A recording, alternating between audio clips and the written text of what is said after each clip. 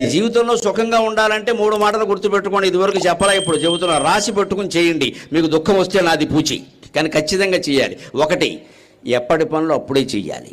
2, ఎక్కడ వస్తువులు అక్కడే పెట్టాలి. 3, ఎక్కడ విషయం అక్కడే వదిలేయాలి. ఈ 3 చేస్తే సుఖంగా.